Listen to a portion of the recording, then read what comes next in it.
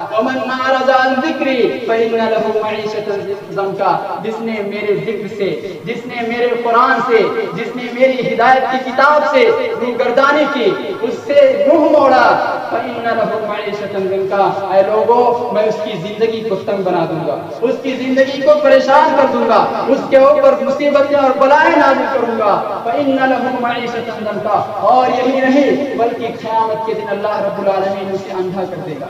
جس نے ذکر سے، جس نے قرآن سے اعراض کیا، اس کے لیے یہ اللہ رب العالمین کی وعید ہے۔ اور اعوذ باللہ من الشیطان الرجیم، بسم اللہ الرحمن الرحیم، یا ایہا الناس اتقوا ربکم الذی خلقکم من نفس واحدہ وخلق منها زوجها وبث منهما رجالا كثيرا ونساء واتقوا الله الذي تساءلون به والأرحام إن الله كان عليكم رقيبا يا أيها الذين آمنوا اتقوا الله حق تقاته ولا تموتن إلا وأنتم مسلمون يا أيها الذين آمنوا اتقوا الله وقولوا قولا سديدا يصلح لكم أعمالكم ويغفر لكم ذنوبكم ومن يطع الله ورسوله فقد فاز فوزا عظيما وقال الله تبارك وتعالى شهر رمضان الذي أنزل فيه القرآن هدى للناس وبينات من الهدى والفرقان فمن شهد منكم الشهر فليصم۔ معزز سامعین کرام، حاضرین جمعہ، تمام قسم کی تعریفات، بڑائی اور بزرگی، حمد و ثنا اللہ جل وعلا کے لیے لائق و زیبا ہے، جو اس کائنات کا تنہا خالق و مالک ہے اور اس کے تمام امور کا مدبر ہے، جس کے کسی بھی کام میں اس کا کوئی شریک اور ساجی نہیں۔ انگیزی درود و سلام نازل ہوں آخری نبی، ہم سب کے رہبر اور ہادی محمد عربی صلی اللہ علیہ وسلم پر، اللہم صلی علیہ اللہم بارک علیہ۔ معزز سامعین کرام، جیسا کہ ہم اور آپ کو بخوبی علم ہے کہ یہ مہینہ، جس مہینے میں ہم اور آپ گزر رہے ہیں، یہ رمضان المبارک کا مہینہ ہے۔ اس مہینے کی خیر و برکت کیا ہے، اس مہینے کی فضیلت کیا ہے، آپ نے اس کے بارے میں بہت سارے خطبات میں سنا ہے۔ اللہ رب العالمین ایک حدیث قدسی میں ارشاد فرماتا ہے کہ اس مہینے کے اندر جو شخص روزہ رکھتا ہے، وہ روزہ میرے لیے رکھتا ہے اور میں اس کا بدلہ دوں گا۔ اس کا جو شخص روزہ رکھتا ہے، اس کا معاملہ اس کے درمیان اور اللہ کے درمیان ہے۔ کوئی شخص یہ نہیں کہہ سکتا کہ اس کو ثواب اللہ رب العالمین کتنا دے گا۔ ہوا ارحم الراحمین، وہ رحم کرنے والوں میں سب سے زیادہ رحم کرنے والا ہے۔ تو اس نے ارشاد فرمایا الصوم لی وانا اجزی بہ، کہ یہ روزہ میرے لیے ہے اور میں ہی اس کا بدلہ دوں گا۔ لیکن آج کے اس خطبہ جمعہ کے درمیان آپ کے سامنے اس مبارک مہینے میں جس مبارک کتاب کا نزول ہوا، اس کے بارے میں کچھ باتیں کی جائیں گی۔ اللہ رب العالمین نے ارشاد فرمایا شہر رمضان الذی انزل فیہ القرآن ھدی للناس وبینات من الھدی والفرقان، کہ اے لوگوں سن لو، یہ رمضان ہی کا مبارک مہینہ ہے۔ رمضان ہی کے مہینے میں اللہ رب العالمین نے قرآن کو نازل کیا۔ ھدی للناس، آخر قرآن کو نازل کیوں کیا؟ ھدی للناس، پوری انسانیت کے لیے، اس روئے زمین پر بسنے والے تمام انسانوں کے لیے بلا کسی تفریق کے یہ کتاب ہدایت کی کتاب ہے۔ ھدی للناس، تمام انسانوں کے لیے۔ وبينات من الهدى والفرقان، اور ہدایت کی روشن اور واضح دلائل اس میں موجود ہیں۔ جو شخص چاہتا ہے کہ وہ صحیح سے زندگی گزارے، ہدایت یافتہ ہو کر زندگی گزارے اور اس دنیا میں بھی اور آخرت میں کامیاب ہو، اسے اس قرآن کے مطابق اپنی زندگی گزارنی ہوگی۔ اللہ تعالیٰ نے ارشاد فرمایا ھدی للناس وبینات من الہدی، کہ اس میں ہدایت کی واضح اور روشن دلائل موجود ہے، والفرقان، اور یہی کتاب ہے جو حق و باطل کے درمیان تمیز کرتی ہے۔ اگر آپ کے درمیان کوئی اختلاف ہے اور آپ کسی اور کے پاس اس کی تصفیہ کے لیے جاتے ہیں تو آپ غلطی کرتے ہیں۔ یہی کتاب فرقان ہے جو حق و باطل کے درمیان تمیز کرے گی۔ آپ اپنے گھریلو مسائل ہوں، خاندانی مسائل ہوں، معاشرتی مسائل ہوں یا سماج اور معاشرے کے مسائل ہوں، تمام مسائل کے حل کے لیے ایک مسلمان کو چاہیے کہ وہ قرآن کی طرف رجوع کرے۔ کیوں؟ کیونکہ یہ قرآن ہی ہے جسے اللہ رب العزت نے کہا والفرقان تبارک الذی نزل الفرقان علی عبدہ لیکون للعالمین نذیرا۔ یہ کتاب حق و باطل کے درمیان علیحدگی کرتی ہے، حق کو الگ اور باطل کو الگ کرتی ہے۔ اور ایک جگہ اللہ رب العزت نے کہا تبارک الذی، بابرکت ہے وہ ذات۔ کون سی ذات؟ کسی اور نعمت کا تذکرہ نہیں کیا بلکہ فرمایا تبارک الذی نزل القرآن علی عبدہ، کہ بابرکت ہے وہ ذات جس نے اپنے بندے پر قرآن کا نزول فرمایا۔ یہ قرآن کوئی معمولی کتاب نہیں ہے۔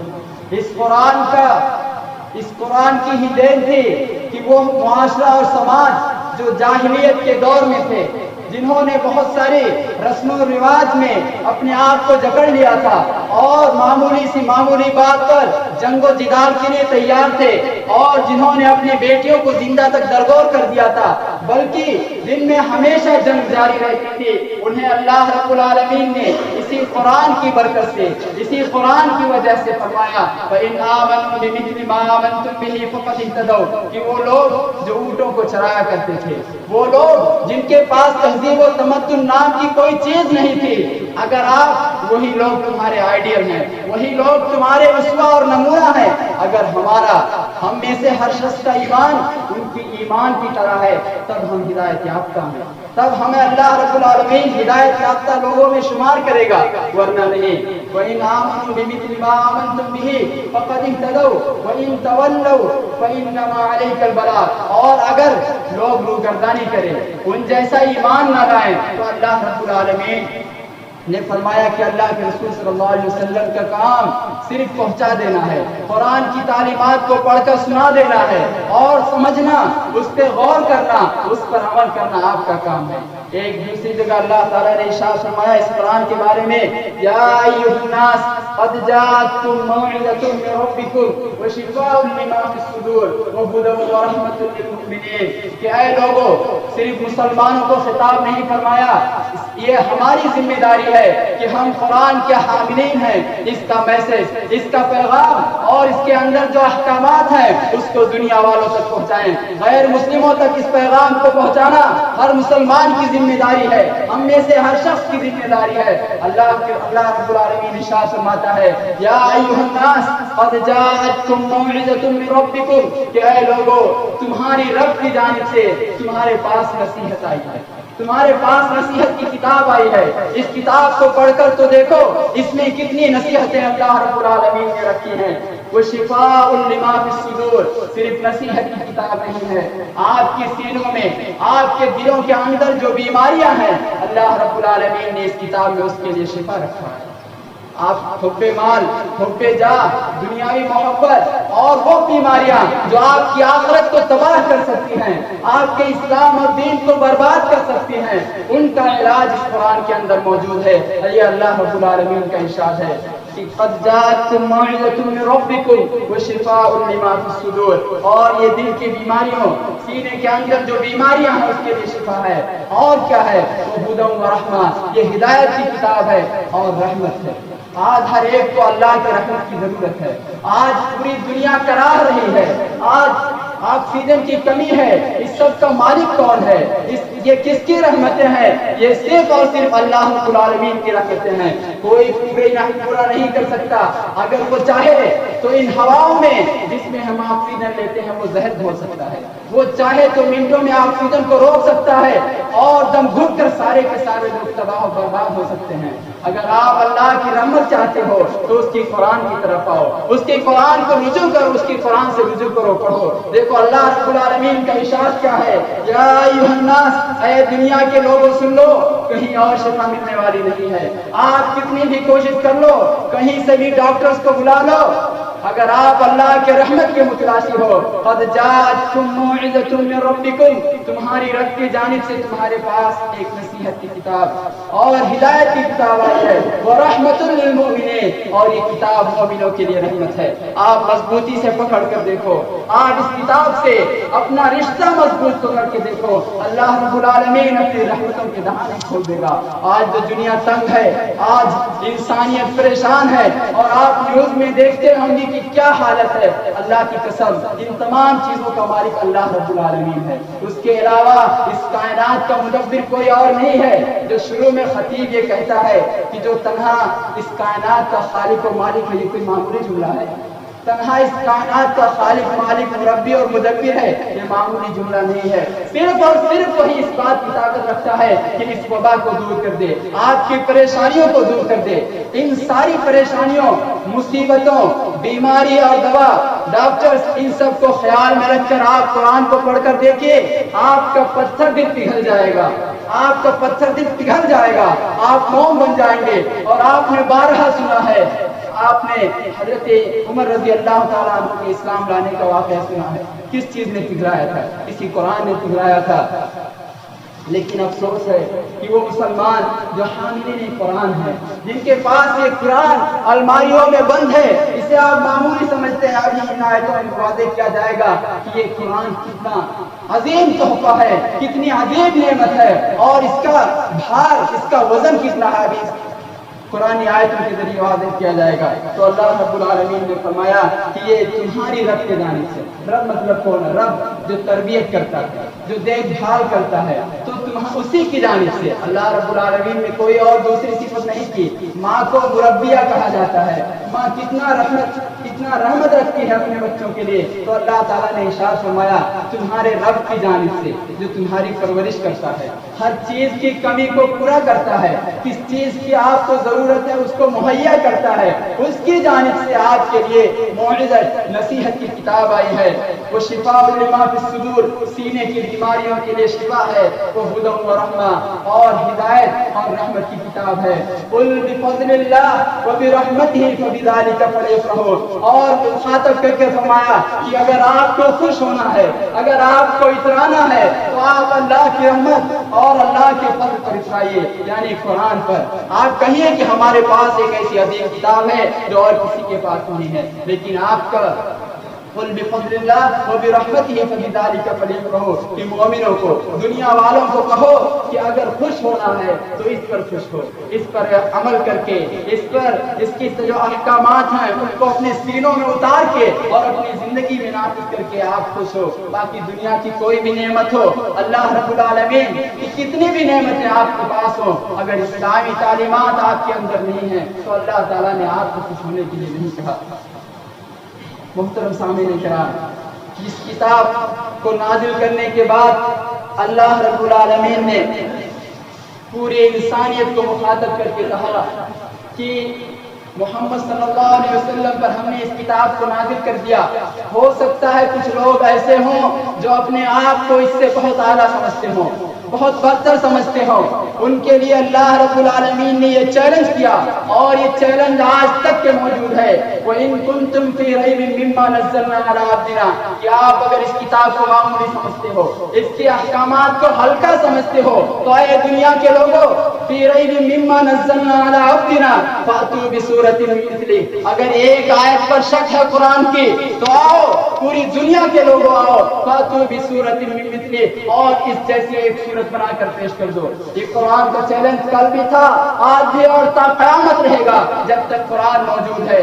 یہی نہیں بلکہ اور کہا اللہ رب العالمین نے، قل لئن اجتمعت الانس والجن على ان ياتوا بمثل هذا القران لا ياتون بمثله ولو كان بعضهم لبعض ظهيرا، کہ انسانوں کی بس کی بات نہیں ہے۔ جب یہ اعلان کیا اللہ تعالیٰ نے پھر خود ہی کہا فإن لم تفعلوا، پہلے پارے کی تیسرے صفحے کی آیت ہے، آپ اٹھا کر دیکھو اور اس چیلنج کو دنیا والوں کو بتلاؤ۔ فإن لم تفعلوا، اللہ تعالیٰ نے کہا کہ نہیں کر سکتے، آپ کے بس کی بات نہیں ہے۔ وَلَن تَفْعَلُوا، اور ہرگز قیامت تک آپ پیش نہیں کر سکتے۔ فَاتَّقُوا النَّارَ الَّتِي أُعِدَّتْ لِلْكَافِرِينَ، تب کیا کرو؟ پھر اس جہنم سے، اس آگ سے ڈر جاؤ جو کافروں کے لیے بنائی گئی ہے۔ جو لوگ قرآن کا انکار کرتے ہیں، قرآن پر عمل نہیں کرتے ہیں، اس آگ سے ڈر جاؤ جو ان کے لیے تیار کی گئی ہے۔ وَإِن كُنتُمْ فِي، اور دوسری جگہ ارشاد فرمایا قُل لَئِنِ اجْتَمَعَتِ الْإِنسُ وَالْجِنُّ، یہ انسان کی بس کی بات نہیں ہے، ایک گروہ، ایک معاشرے اور کچھ لوگوں کی بس کی بات نہیں ہے۔ پھر پوری انسانیت جمع ہو جائے، اس روئے زمین پر جتنے بھی انسان ہیں وہ جمع ہو جائے اور جنات بھی جمع ہو جائے اور وہ کوشش کریں کہ اس قرآن کی طرح قرآن پیش کر دے، تو کبھی نہیں کر سکتے، گرچہ بعد میں ایک دوسرے کی مدد کرنے لگے۔ تو یہ قرآن کوئی معمولی کتاب نہیں ہے بلکہ بہت ہی اہم ہے، اور ہمیں چاہیے کہ اس کی اہمیت کو سمجھیں۔ اسی وجہ سے جیسا کہ مولانا عبدالرب صاحب کہہ کر گئے کہ اللہ رب العالمین نے قرآن کے بطور شکرانہ اس رمضان کے مقدس مہینے کو آپ پر واجب کیا ہے کہ آپ کو بہت ہی عظیم اور بہت بڑی دولت، بہت بڑی نعمت دی ہے، اس لیے ایک مہینے کا رمضان کے روزے فرض کیے ہیں۔ اللہ تعالیٰ ارشاد فرماتا ہے لو انزلنا هذا القرآن على جبل لرأيته خاشعا متصدعا، کہ اے لوگوں یہ قرآن جو آپ کی الماریوں میں بند ہے، جو آپ کے گھروں میں رکھا ہوا ہے، اس کے بارے میں اللہ تعالیٰ ارشاد فرماتا ہے لو انزلنا هذا القرآن على جبل لرأيته خاشعا متصدعا، کہ اگر ہم نے اس قرآن کو پہاڑ پر نازل کیا ہوتا تو وہ پہاڑ لرأيته خاشعا متصدعا، کہ اس پہاڑ کو دیکھتے کہ اس پر لرزہ طاری ہو جاتا، وہ پھٹ جاتا من خشیت اللہ، کس سے؟ اللہ کی خشیت سے، اللہ کے خوف سے۔ قرآن میں جو وعید ہے ان وعید سے، قرآن میں جو اللہ رب العالمین نے عذاب کا تذکرہ کیا ہے یا پچھلی قوموں کے ہلاکت کا تذکرہ کیا ہے، ان ساری کی ساری چیزوں سے اللہ کی خشیت سے پہاڑ پھٹ جاتا ہے۔ پھر انسان کے ساتھ کیا ہے؟ اصل یہ ہے کہ انسان نے اس سے لا تعلقی کا اظہار کر لیا، ہر کوئی اپنی دنیا میں مست ہے، اس قرآن سے اس کو کوئی واسطہ نہیں ہے۔ یہ قرآن نازل کیا گیا تھا، آپ اسے سمجھیں۔ افلا یتدبرون القرآن ام علی قلوب اقفالها، قرآن نازل کیا گیا ہے، آپ اس کے احکامات کو سمجھیں، ورنہ اللہ رب العالمین آپ کی دلوں پر مہر لگا دے گا، رنگ لگا دے گا، اور دنیا اور آخرت دونوں تباہ و برباد کر دے گا۔ آپ دیکھیے اس سے پہلے کی قوموں نے بھی سرکشی کی، اللہ رب العالمین بہت ڈھیل دیتا ہے، لیکن جب پکڑتا ہے تو اس کی پکڑ بہت سخت ہوتی ہے۔ آج اس کی ہلکی سی جھلک ہم دیکھ سکتے ہیں، آج لاشوں کے انبار لگے ہوئے ہیں اور کوئی نہیں ٹال سکتا کہ اللہ کا عذاب ہے۔ اللہ کے عذاب کو اس دنیا کی کوئی طاقت نہیں روک سکتی۔ اسی لیے میں نے شروع میں کہا کہ آپ اپنے ذہن میں بجلی کی کڑک، بادلوں کی گرج، ڈاکٹر اور بیماری، ان سب کو ذہن میں رکھ کر قرآن کی آیتوں پر غور کریں۔ کون ہے جو اس کائنات کا مالک ہے؟ کون ہے جو شفا دے سکتا ہے؟ کون ہے جو آکسیجن فراہم کر سکتا ہے؟ کون ہے جو آپ کی بیماریوں کو دور کر سکتا ہے؟ سوائے اللہ کے کوئی نہیں ہے۔ اور یہی بات ابراہیم علیہ السلام نے کہی، پوری قوم سے مخالفت کرنے کے بعد بارہا اللہ رب العالمین نے ابراہیم علیہ السلام کے واقعے کا تذکرہ کیا ہے، اس لیے بار بار زبان پہ آتے اللہ کے ابراہیم علیہ السلام نے کہا وَإِذَا مَرِضْتُ فَهُوَ يَشْفِينِ، کہ اے لوگوں اگر تم میری مخالفت کرتے ہو تو کرو، لیکن میں نے اپنے آپ کو اس کے سامنے سجدہ کر دیا ہے جو ذات وَإِذَا مَرِضْتُ فَهُوَ يَشْفِينِ، جب میں بیمار ہوتا ہوں تو شفا دیتے ہیں، جس کے ہاتھ میں شفائے کھلی ہے اور کسی کے بس کی بات نہیں۔ والذی هو یطعمنی ویسقین، جو مجھے کھلاتا اور پلاتا ہے۔ ابراہیم علیہ السلام اپنی محنت سے کھاتے اور پیتے تھے، لیکن اس بندے کا قول سنیے، والذی هو یطعمنی ویسقین، جو مجھے کھلاتا ہے اور پلاتا ہے۔ آپ اپنی محنت سے نہیں کھاتے ہو، اللہ رب العالمین نے جو ہاتھ دیے ہیں، آپ کو جو عقل دی ہے، سب کچھ چھین سکتا ہے۔ یہ اللہ رب العالمین کی آپ پر رحمت ہے کہ آپ کما اور کھا رہے ہو، تو آپ کو چاہیے کہ اللہ رب العالمین کا شکر ادا کرو۔ دوسری جگہ اللہ تعالیٰ نے فرمایا اِنَّا عَرَضْنَا الْأَمَانَةَ عَلَى السَّمَاوَاتِ وَالْأَرْضِ وَالْجِبَالِ، کہ میں نے اس امانت کو، اس قرآن کو آسمانوں پر پیش کیا، آسمانوں سے کہا اس کو لے لو، والجبال پہاڑوں پر پیش کیا، والارض اور زمین سے بھی کہا کہ اس امانت کو لے لو، فَأَبَيْنَ أَن يَحْمِلْنَهَا، تو انہوں نے اس امانت کو اٹھانے سے انکار کر دیا، وَأَشْفَقْنَ مِنْهَا، اور لرز گئے، وَحَمَلَهَا الْإِنسَانُ، پھر کس نے لیا؟ ان انسانوں میں لے لیا اللہ رب العالمین کی امانت کو، اس کے اسلام کو، اس کے احکامات کو ان بیچارے انسانوں نے لے لیا۔ انہ کان ظلوما جہولا، پھر اللہ رب العالمین نے ہی اس آیت کے اندر فرمایا انہ کان ظلوما جہولا، کہ یہ انسان ظالم ہے اور نادان ہے، اس کے پاس سمجھ نہیں ہے۔ اتنی بڑی امانت لے کر، اللہ کی اتنی بڑی نعمت اور رحمت لے کر آپ اس سے غفلت برت رہے ہیں، آپ اس سے اعراض کر رہے ہیں۔ ہونا تو یہ چاہیے تھا کہ اس مقدس مہینے کے اندر لائنیں بنی ہوتی، صفیں بچھی ہوتی کہ لوگ قرآن کی تلاوت کر رہے ہیں، اس کے معنی و مفاہیم کو سمجھنے کی کوشش کر رہے ہیں، لیکن افسوس صد افسوس کہ تاخراتوں میں بھی ہمیں اللہ رب العالمین کی توفیق نصیب نہیں ہوتی کہ ہم قرآن کی تلاوت کریں، ہم دوسری چیزوں میں مست ہوتے ہیں۔ آپ کو بہت ہی پچھتانا پڑے گا، آگے انشاءاللہ ذکر کیا جائے گا۔ تو ان ساری چیزوں نے انکار کر دیا اور انسانوں نے اس امانت کو لے لیا۔ انسانوں کے اوپر بہت بڑی ذمہ داری ہے اور اس ذمہ داری کا آپ سے سوال کیا جائے گا، اللہ رب العالمین ارشاد فرمائے گا۔ چند آیتیں قرآن کی جو میں نے چنی ہے، اس طرح کی بے شمار آیتیں ہیں کہ جہاں لوگوں کے دل پسیج گئے، آنکھوں سے آنسو جاری ہو گئے۔ ایک آیت ہے، اللہ کے رسول صلی اللہ علیہ وسلم نے عبداللہ ابن مسعود رضی اللہ تعالیٰ عنہ سے کہا کہ آپ میرے سامنے قرآن کی تلاوت کرو۔ انہوں نے کہا میں آپ کے سامنے قرآن کی تلاوت کروں، حالانکہ قرآن کا نزول آپ پر ہوا ہے۔ چنانچہ انہوں نے قرآن کی تلاوت شروع کی اور سورہ نساء یا سورہ آل عمران پڑھنا شروع کیا۔ جب اس آیت پر پہنچے فَكَيْفَ إِذَا جِئْنَا مِنْ كُلِّ أُمَّةٍ بِشَهِيدٍ وَجِئْنَا بِكَ عَلَىٰ هَٰؤُلَاءِ شَهِيدًا، کہ اے نبی اس وقت کیا حال ہوگا، اس وقت کیسا آپ کو احساس ہوگا، کیا حالت ہوگی۔ اذا جئنا من كل امة بشهيد، جب ہم ہر امت میں سے ایک گواہ لے کر آئیں گے، وجئنا بك على هؤلاء شهيدا، اور ان تمام لوگوں کے خلاف یا ان تمام لوگوں کے حق میں آپ کو گواہ بنا کر پیش کریں گے۔ اللہ کے رسول صلی اللہ علیہ وسلم نے جب اپنی گواہی کا تذکرہ سنا کہ کل قیامت کے دن اس امت کے بارے میں اللہ کے رسول صلی اللہ علیہ وسلم کو گواہ بنایا جائے گا، اللہ کے رسول نے کہا اے عبداللہ ابن مسعود رہنے دو، اتنا کافی ہے۔ اور اللہ کے انہوں نے سر اٹھا کر دیکھا، اللہ کے رسول صلی اللہ علیہ وسلم کی آنکھوں سے آنسو جاری تھے۔ یہ اللہ کے رسول صلی اللہ علیہ وسلم نے قیامت کا اور آپ کے خلاف گواہی کا احساس اور اس کو محسوس کیا، اس لیے آپ کی آنکھوں سے آنسو جاری ہو گئے۔ ایک مرتبہ آپ صلی اللہ علیہ وسلم سورہ مائدہ کی تلاوت کر رہے تھے، جب اس آیت پر پہنچے ان تعذبهم فانهم عبادك وان تغفر لهم فانك انت العزیز الحکیم، کہ اے میرے رب اگر تو ان کو عذاب دے، یہ عیسیٰ علیہ السلام نے کہا تھا جب اس جگہ پہنچے اللہ کے رسول صلی اللہ علیہ وسلم کہ اے میرے رب اگر تو ان کو عذاب دے تو یہ تیرے بندے ہیں، تو ان کے ساتھ جیسا چاہے معاملہ کرے، کوئی تجھ سے پوچھنے والا نہیں ہے، کوئی تجھ سے بات پوچھ کرنے والا نہیں ہے، جس کو چاہے پکڑ لے جس کو چاہے چھوڑ دے۔